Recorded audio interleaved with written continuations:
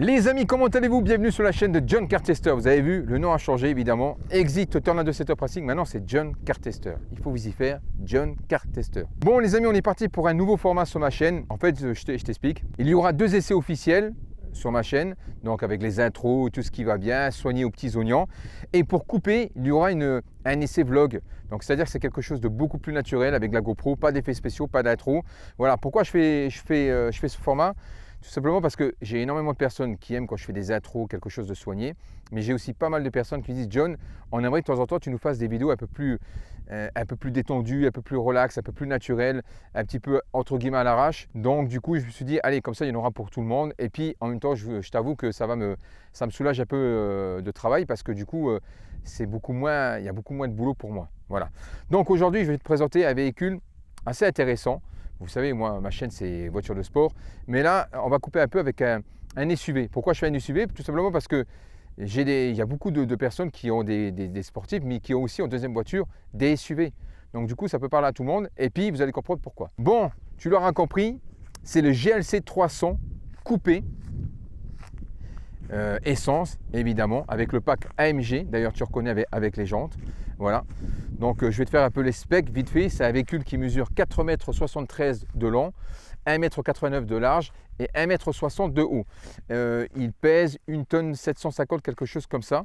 Ce qui n'est pas très lourd, hein. Franchement, pour un SUV, il y a des berlines qui sont bien plus lourdes. Voilà. Donc, l'avantage de ce véhicule, c'est que tu as le pack AMG. Donc, tu vois là. Par exemple, là, tu as les jantes en AMG, c'est du 20 pouces, 255, 50, 19. Tu vois, je reste quand même dans les détails, hein, les gars, il n'y a pas de souci. J'aime bien ça. Voilà, ça c'est le marchepied. Ça fait vraiment un côté baroudeur. C'est vraiment génial. Je vais regarder la dimension des pneus à l'avant, mais je pense que c'est pareil parce que c'est à 4-matique. Donc du coup, il devrait y avoir la même monture. Voilà. Ah non, c'est 235, 55, 19. Ah, tu vois. Ok. Que dire sur le véhicule? Évidemment, c'est un essence. Je vais te montrer après le moteur. Voilà, c'est un véhicule qui fait 245 chevaux. Regardez la calandre. Moi, je trouve que franchement, c'est un bel SUV. Alors, la particularité sur cette voiture, c'est l'intérieur, Designo. Regarde l'intérieur comme il est magnifique. Voilà.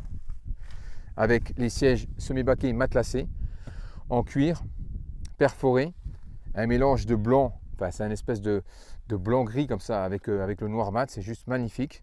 Ici, la console centrale, tu as du bois, enfin, je ne sais pas si c'est du bois imitation bois, en tout cas si c'est de l'imitation, c'est bien imité. On a du noir laqué tout autour et tu as aussi des petits inserts en alu brossé. Voilà. Bon, de toute façon, on va faire le tour un peu du véhicule. Donc comme je te dis, c'est un format beaucoup plus détendu, on se prend beaucoup moins la tête. Je te montre à l'arrière. Voilà. Donc ici, voilà, tac tac tac. Ok.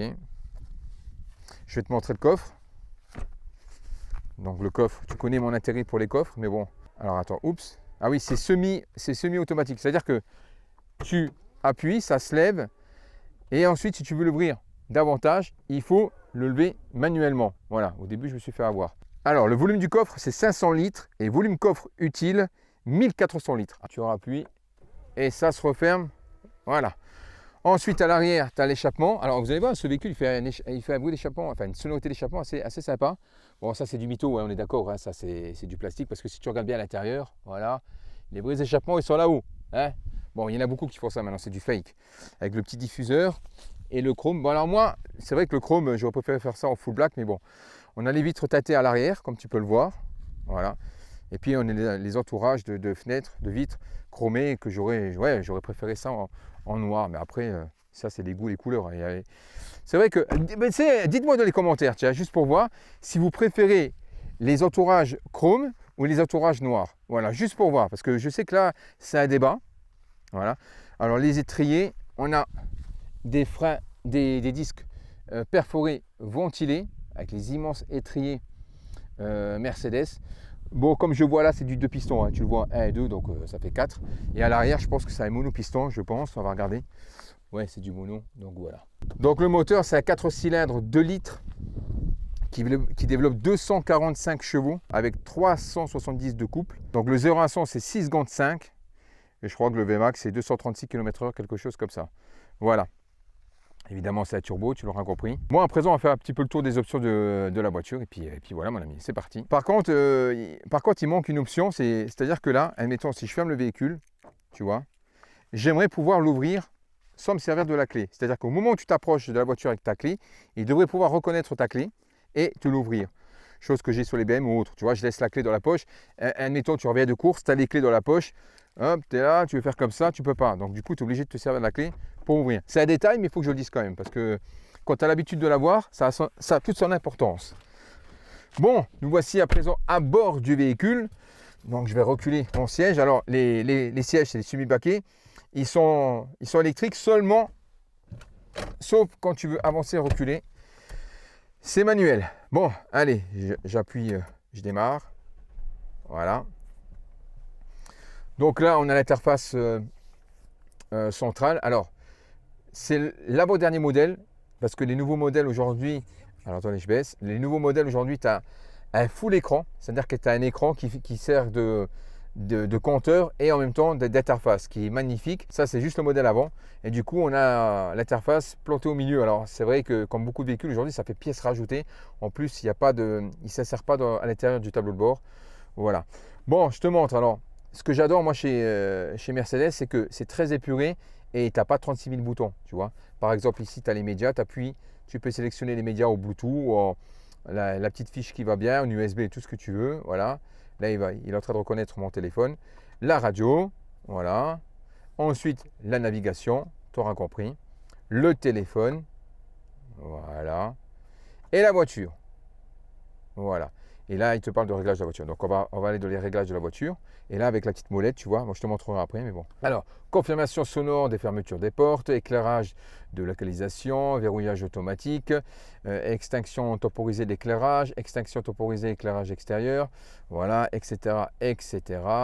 Voilà. Ensuite, alors attends, tu vas dans le réglage système. Donc, ta fonction favori, et visuel, réglage de jour, réglage de nuit, langage, bon, ça je ne sais pas, je ne connais pas. Vitesse de lecture vocale, caméra de recul, voilà. Pavé tactile, ici, je te montrerai, mais pour moi il ne sert à rien, mais je te montrerai. La Wi-Fi, activer le Bluetooth, adaptation automatique du volume, remettre à zéro. Voilà. L'heure, éteindre visuel, bref. Ensuite, je fais comme ça, tu as le téléphone, voilà, ok. Les médias, donc ça je te l'ai montré tout à l'heure. La radio, tu tournes avec la molette et après ça se met et la navigue. Voilà. Ensuite, tu as les applications. Donc là, je te montre. Ici, tu as des fonctions. Donc là, c'est pour se mettre en dynamique que je te montrerai tout à l'heure. Là, c'est pour revenir à zéro. Là, c'est la molette pour sélectionner justement les médias. Le souci, c'est que j'ai ce pavé tactile là qui me gêne parce que je ne m'en sers pas. Alors, je vais te montrer. Admettons, je mets sur radio. Là, je vais mettre sur radio, admettons. Voilà. Donc, du coup, avec ça, c'est tactile. Donc, du coup, tu peux jouer avec, tu vois. Mais c'est quand tu veux, en fait. Hein. C'est vraiment quand tu veux. Tu vois, regarde, c'est... Ouais, c'est pas... Franchement, c'est pas hyper pratique. Franchement, moi, j'aurais enlevé ce panneau tactile qui, pour moi, ne sert pas à grand-chose.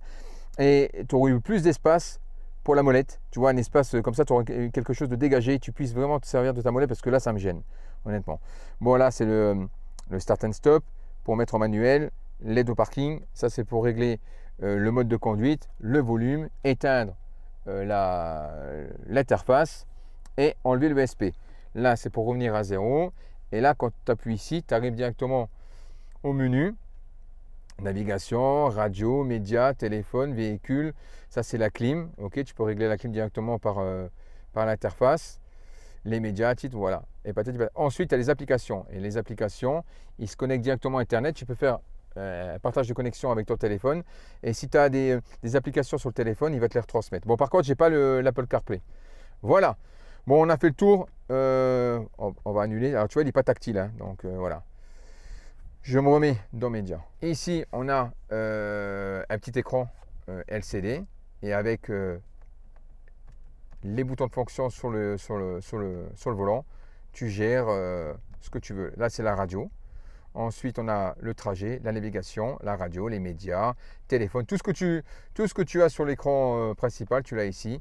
La maintenance, les réglages, etc., etc. Bon, ça, vous connaissez, je ne vous fais pas de détails. Voilà, grossièrement, on a fait le tour. Alors, c'est vrai qu'il manque tour ouvrant. Je n'ai pas de tour ouvrant. Voilà. Ici, tu as le rangement pour mettre les lunettes. Voilà. Là, ici, tu as les rangements. Alors, c'est une boîte à gants extrêmement profonde avec 2 prises USB et un petit insert SD. Je pense qu'à mon avis, ça, pour la musique, mais surtout aussi, je pense peut-être, hein, je dis ça comme ça, mais peut-être pour faire la mise à jour de la navigue. Je dis ça, je dis rien. Voilà. Je te fais écouter l'échappement. Donc là, je ne me suis pas servi de mon micro-cravate, mais celui de la GoPro. Allez, c'est parti. Je te mets ça comme ça. Bon, c'est parti les amis. On va tester cette très très sympathique GLC 300 coupé. Alors, il y a plusieurs modes. Eco, confort, sport, sport plus et individual. Individual, vous connaissez. C'est pour régler ses paramètres en fonction de ses désirs. Donc là, je suis en confort. Allez. Alors, comme tu as pu le voir, j'ai pas de sélecteur de vitesse sur la console centrale. C'est directement au volant. Donc, alors on aime ou on n'aime pas. Moi, je suis pas fan, mais c'est hyper pratique. Une fois qu'on a le coup, c'est hyper pratique. Allez, c'est parti. On y va. Donc là, on commence déjà par une route un peu hors sentier, puisque là, on est carrément sur un verger. Et en même temps, je peux tester le confort. Alors, il faut savoir qu'en parlant justement de confort, la première chose que je remarque sur ce véhicule, c'est l'assise. On a une assise extrêmement ferme. Voilà. Alors, après, on s'y fait. Mais c'est vrai que si tu cherches véritablement le gros confort, tu ne l'auras pas là-dessus. Mais après, au bout de quelques jours, tu t'y fais quoi. Le start and stop, voilà, je l'enlève. Donc ça, c'est la première chose qui m'a interpellé, c'est la fermeté des sièges. Je ne sais pas si je vous l'ai dit tout à l'heure, mais on est sur un intérieur designo, donc c'est magnifique, matelassé, blanc, enfin une espèce de blanc-gris, moi je trouve ça vraiment. Donc là, je suis en mode confort. Tranquillement, c'est vrai que la suspension est souple, hein, on est sur un SUV. Et ma première impression au niveau de la conduite, parce qu'on va directement au vif du sujet, j'ai vraiment pas l'impression de transporter une charge lourde. En fait, c'est un véhicule qui est assez, pour un SUV déjà, il fait 1 tonne 700 ou 750, quelque chose comme ça. Et tu as l'impression que c'est un véhicule qui est extrêmement léger par rapport à son gabarit. Donc tu n'as pas cette sensation de lourdeur comme ça qui te... Tu vois ce que je veux dire? Là, on est sur les petites routes de campagne comme d'habitude et après on testera un petit peu ailleurs. J'accélère. C'est une boîte auto 9 rapports. Alors c'est vrai que 9 rapports ça fait beaucoup. Hein. Première, deuxième, mais bon, c'est des rapports assez courts. Donc du coup, ça passe assez vite. Par exemple, là, tu vois, je roule à 60, je dis en 4e. Et il gère automatiquement. Je ne l'ai pas passé en manuel. Voilà, donc j'accélère. Et là, il se met en 3e et tout. Voilà. 4e, 5e. Je regarde un peu la réactivité. Bon, évidemment, c'est pas une voiture de sport, voilà, mais je teste quand même la réactivité de la boîte. 5e, 6e, 7e, 8e. Ah, 8e, elle ne le passe pas parce qu'en fait, je suis à 70 km/h, donc du coup, elle ne le fait pas. Voilà, elle passe uniquement. C'est-à-dire qu'elle ne fait pas exactement ce que tu veux. Si, admettons, tu es en sous-régime, elle ne te passera pas les vitesses. Voilà. Bon, en même temps, hein, c'est un véhicule qui est pas fait pour une conduite sportive, hein, donc du coup il s'adapte en fonction de la conduite. Je vais commencer par les points négatifs parce qu'évidemment il y en a comme tous les véhicules. Donc la première chose, c'est les sièges. Alors c'est pas véritablement un point négatif parce qu'après on s'y fait, mais c'est vrai que c'est un peu ferme. Ensuite, c'est un intérieur extrêmement confiné par rapport à la taille du véhicule. Quand tu vois la taille du véhicule, bon, faut pas oublier que c'est un SUV coupé, hein. On n'est pas dans un gros 4x4, voilà. Mais du coup, l'intérieur, on est quand même assez confiné. Par exemple, moi, je fais 1,75 et 80 kg. J'ai déjà mes genoux qui touchent la coudoir centrale, la colonne centrale. Alors, j'imagine pas une personne avec une forte corpulence, à mon avis, ça sera peut-être pas forcément pour lui. Honnêtement, moi, je dirais que c'est un SUV pour la ville. Voilà. Je ne vais pas dire que c'est un SUV destiné pour les femmes, bien que le design de cette voiture attire énormément la jante féminine. Mais c'est vrai que pour moi, vu l'espace assez confiné, c'est plutôt quelque chose... ouais, pour moi, c'est un SUV de centre-ville. Évidemment, la campagne, ça ira très bien. Pour faire de la route, il n'y a pas de souci. Mais par rapport à l'habitacle, si tu es une grande famille et tu as des personnes assez corpulentes, je pense qu'à mon avis, ils seront peut-être moins à l'aise que quelqu'un d'une taille moyenne ou d'une petite taille, tu vois. Ça, c'est à le dire. Voilà, ça, c'est un côté négatif. Ensuite, la marchepied, je te montrerai tout à l'heure, qui se trouve à l'extérieur. Alors, c'est très, très beau. Mais ça ne sert pas à grand chose parce que honnêtement, moi je ne m'en sers pas pour monter dessus dans le véhicule. Les personnes à qui j'ai fait un essai, ils ne s'en ont pas servi non plus. Et ensuite, quand tu sors du véhicule, ça te tape contre le tibia. Voilà, j'imagine une fille qui a des talents, elle peut même glisser, tu vois. Donc pour moi, le coup du marchepied, c'est très très beau. Franchement, tu l'enlèves, il manquerait quelque chose. Mais côté pratique, voilà. Ensuite, comme je te l'ai dit, hein, l'interface, on dirait quelque chose une pièce rajoutée qui a été corrigée dans le nouveau modèle. Mais bon, hormis ça, voilà. Il n'y a pas vraiment d'autres critiques sur ce véhicule. En termes de conduite, là, je te dis, c'est un véhicule qui est extrêmement souple. On va passer directement en mode sport, mon Sport Plus directement, voilà, en Sport Plus. Donc Sport Plus, c'est vraiment, il y a la réactivité à la pédale, le volant est bien plus ferme, et puis tu as quelques aides qui sont désactivées. Là, j'accélère, je mets pied dedans pour voir. Voilà, bon, c'est un 4 cylindres. Hein. Alors, 370 de couple, mais c'est une essence sur un véhicule qui fait pratiquement 1,8 tonne. Bon, c'est pas super lourd, mais c'est pas super léger non plus. Ça manque un petit peu de couple. Par exemple, j'aurais préféré, honnêtement, de vous à moi, je pense qu'en termes de couple et d'agrément de conduite, au niveau du moteur, ça serait plus avantageux de prendre un diesel. Pourquoi? Parce que le diesel a plus de couple. Et sur ce véhicule-là, c'est ce qui manque. Il manque un peu de couple, surtout quand tu es en hauteur. Et j'imagine pas si tu es chargé avec toute la smala, désolé, avec tous les gosses derrière. Donc du coup, voilà. Là, admettons, je suis en montée, j'accélère.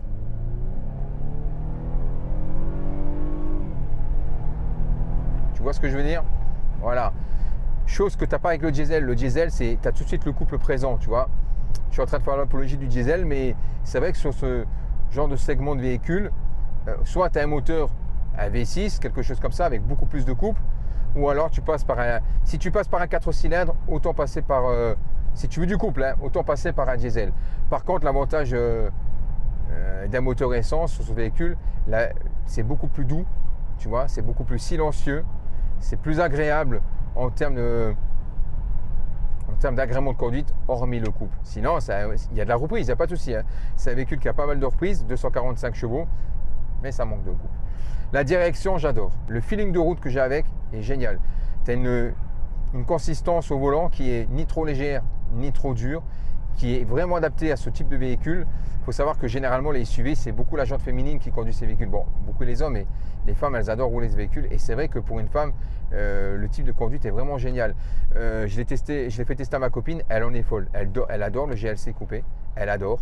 Elle dit, c'est de tous les véhicules que j'ai eu, que j'ai conduit en essai, c'est son préféré. Voilà. Mais les femmes, de toute façon, aiment les SUV. Donc voilà. Les hommes, un peu moins, mais voilà. Donc le toucher est vraiment, le feeling de route, le ressenti est génial. Par contre, petite bémol, le freinage. Le freinage, ça freine, mais il faut vraiment appuyer. Donc, c'est-à-dire que n'hésite pas d'écraser le frein. Et en freinage d'urgence, bon, ça freine, mais il faut vraiment que tu appuies dessus. Bon, là, évidemment, je roulais tout doucement. Mais si tu roules à une vitesse assez soutenue, anticipe ton freinage. Voilà, encore une fois, ce n'est pas un véhicule de sport, hein, mais à le savoir, il faut anticiper son freinage. Et le SP est bien présent. Bon, les amis, on va à présent, c'est un SUV. Donc, qui dit SUV dit un petit peu off-road. Évidemment, on va faire un petit peu de route un peu... on va sortir des sentiers battus. On va se faire une petite route avec des cailloux, avec des montées, des petits virages et tout ce qui s'ensuit. Donc, direction la route caillouteuse, je vais dire, pour tester le véhicule hors piste. Bon, à présent, on est sur une route qui va bien. Donc, ce que je vais faire, je vais installer la GoPro sur le toit. Comme ça, tu vas te rendre compte aussi de la route que j'emprunte. Voilà. Donc, je fais tout en temps réel. Comme ça, tu vois. Tu vois, c'est ça que je te parle. Ici, je sors et je me cogne le mollet. Alors, imagine si la fille, elle a des talons. Voilà, donc ça, c'est un truc à prendre en compte. Voilà. Par contre, c'est vrai que par contre, là, tu vois, je suis en train de faire ma bouche de bébé parce que c'est quand même pratique parce que là, du coup, je vais m'en servir pour monter sur le... Tu vois, comme quoi que ça a quand même un intérêt. Allez. Je mets ça comme ça. Voilà, on règle tout ça aux petits oignons. Alors, attends. Voilà. Je vous ai dit, hein, c'est un essai vlog, donc du coup, c'est quelque chose de très naturel. Le pire, je suis sûr que tu vas kiffer, c'est ça le pire. Bon, voilà. Donc la caméra avec celle de dos et celle de l'intérieur est synchronisée. Donc tout est en temps réel. On y va. Bon, logiquement ici, j'ai pas besoin de mettre de ceinture parce que c'est intérêt privé, mais on va le faire quand même pour le fun. J'ouvre les vitres parce qu'il fait super chaud. Je passe en D. Alors par contre là, je vais passer en confort. Hein. Voilà, je passe en confort. Et on y va. C'est parti. Donc là, je suis à 20 km/h. Tout se passe bien. Je sens presque pas la route, je la sens pratiquement pas, quoi. Voilà. On sent que ça vibre un peu, mais sinon, hormis ça, franchement, ça se passe bien. Maintenant, on est carrément sur les gravillons. Et après, ça va se compliquer puisque ça monte, ça descend et puis c'est vachement bosselé. Donc du coup, on devrait sentir un peu les imperfections du volant. Bon, après, c'est pas un 4x4, en sachant que c'est un 4matic, j'ai oublié de vous le dire. Voilà. Donc du coup, tu as une bonne tenue de route, notamment en hiver, tu vois. Tu as de la motricité. Mais là, tu vois, franchement, je sens absolument rien. Absolument rien. Ça serait encore mieux si les sièges ils étaient hyper confortables, tu vois. Mais honnêtement, regarde, tu vois, là, c'est vachement bosselé. Vous le verrez avec l'autre caméra. Impeccable. Impeccable. Je sens absolument rien. On n'est pas bien là. Et c'est génial. C'est génial.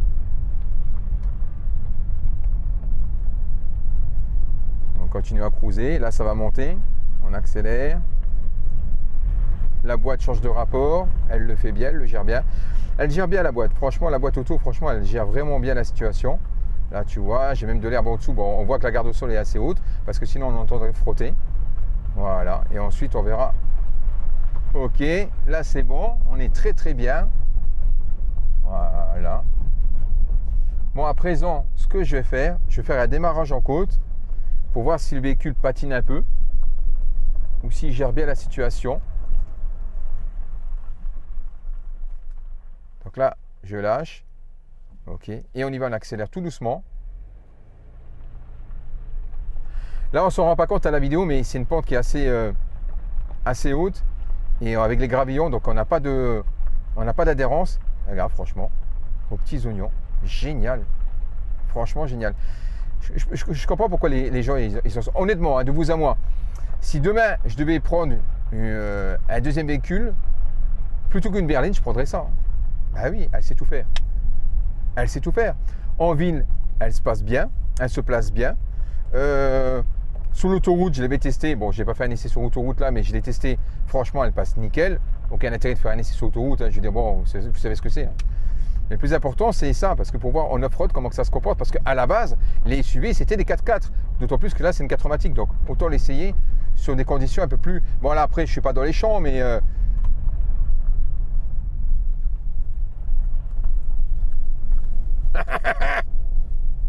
Et voilà. Nickel, les gars, nickel. Bon, je vais pas dégrader le champ du paysan, mais regarde. Impeccable. Fais faire ça avec une berline. Déjà, tu vas racler tout le sol. Génial. Et je suis en mode confort. Allez, on va passer en mode sport pour voir comment que ça se comporte. Là, c'est plus ferme. Alors, ça garde la suspension assez souple, mais on sent quand même, par contre, que c'est plus ferme. Donc, du coup, le mieux pour ce terrain-là, c'est de passer en mode confort. Tu vois. Et puis, aucun intérêt de mettre en mode sport sur ce genre de truc. Voilà. Ok. Bon, je vais tester le rayon de braquage. On y va, on teste. Là, je braque. Bon, je ne vais pas jusqu'à la butée parce que les véhicules n'aiment pas ça. Génial. Regarde. J'ai fait à 360 en 2 secondes. Voilà. Génial. Génial. Bon les amis, pour conclure sur cette voiture, c'est un véhicule extrêmement plaisant à conduire. Ses petits défauts, je trouve que l'habitacle n'est pas assez, il n'y a pas assez d'espace au niveau de l'habitacle. Les sièges sont magnifiques, mais c'est vrai qu'ils sont assez fermes. Pour moi, ça ne me dérange pas, mais pour une clientèle un peu plus avancée en âge, on va dire, ça peut être problématique. Tout dépend de la perception qu'on a à l'assise. Perception, putain, je parle bien. Voilà. Ensuite, la marchepied, j'ai fait ma bouche de biais parce que c'est vrai que quand tu sors du véhicule, c'est dérangeant. Par contre, quand tu veux monter quelque chose sur le toit, je ne sais pas, une galerie, quelque chose comme ça, c'est vrai que c'est pratique. Voilà. C'est 50-50. Il y a du pour, il y a du contre. Ensuite, au niveau de la motorisation, on manque un peu de couple. Donc, je pense que moi, je le préfère en essence. Mais si tu es à la recherche de couple, si tu es dans les routes de montagne, peut-être passer sur le même moteur, mais en diesel. Tu auras beaucoup plus de couple et beaucoup plus de facilité à monter les côtes. Voilà, bien que là, ça monte quand même, mais ça demande plus de reprise, on va dire. C'est-à-dire qu'il faut shifter, quoi. La boîte gère vraiment bien. Le feeling de route avec le volant, c'est juste magnifique. Voilà. Concrètement, j'ai beaucoup aimé ce véhicule et c'est un véhicule qui fait tourner les têtes parce que tout à l'heure, j'étais garé et puis il y avait des gens qui disaient « Ah, qu'est-ce qu'il est beau ce SUV !» On me l'a dit à plusieurs reprises. Donc, du coup, voilà, quoi. Un grand merci à la concession TD Car Premium à Bertrand de Luxembourg. Merci à David. C'est grâce à lui que je fais tous les essais de véhicules en ce moment. Ce véhicule est en vente. Je vous laisserai le lien dans la description. Et dites-moi dans les commentaires quel genre de véhicule vous voulez que je teste dans ce format. Dites-moi si vous avez kiffé ce format. Voilà, si vous avez aimé. Lâchez-vous dans les commentaires. N'oubliez pas de t'abonner. Et maintenant, imprime mon ami, c'est John Car Tester. Voilà, donc John Car Tester. Et dis-moi si tu kiffes, des trucs comme ça. Voilà. Allez, salut et encore un grand merci à David.